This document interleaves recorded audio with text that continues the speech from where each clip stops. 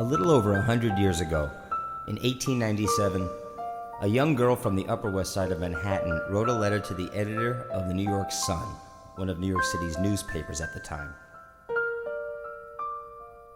She wrote, "Dear Editor, I am 8 years old.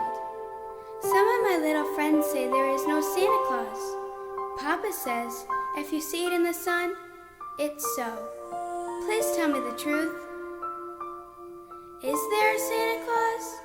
Virginia O'Hanlon, 115 West 95th Street, New York."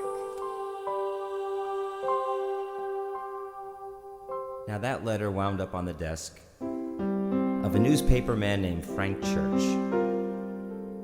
This is what he replied and printed in the paper that year.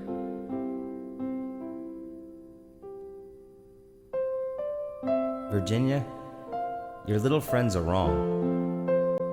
They have been affected by the skepticism of a skeptical age. They do not believe except that which they see. They think nothing can be which is not comprehensible by their little minds.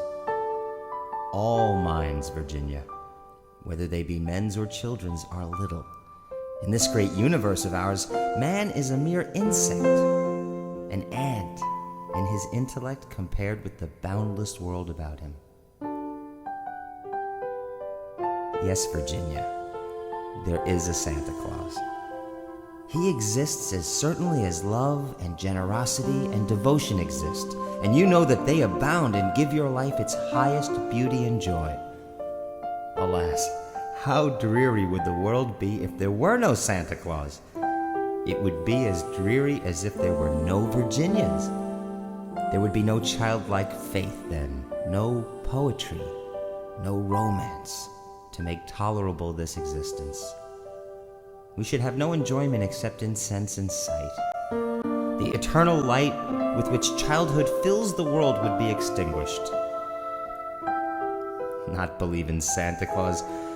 You might as well not believe in fairies. You might get your papa to have men watch in all the chimneys on Christmas Eve to catch Santa Claus. But even if you did not see him come down, what would that prove? Nobody sees Santa Claus, but that is no sign that there is no Santa Claus. The most real things in this world are those that neither children nor men can see. Nobody can conceive or imagine all the wonders that are unseen and unseeable in the world. You tear apart the baby's rattle to see what makes the noise inside. But there is a veil covering the unseen world which the strongest men, nor even the united strength of all the strongest men that ever lived, could tear apart. Only faith, poetry, love, romance can push aside that curtain and view and picture the supernal beauty and glory beyond. Is it all real? Ah, Virginia, in this world, there is nothing else real and abiding. No Santa Claus. Thank God he lives, and lives forever.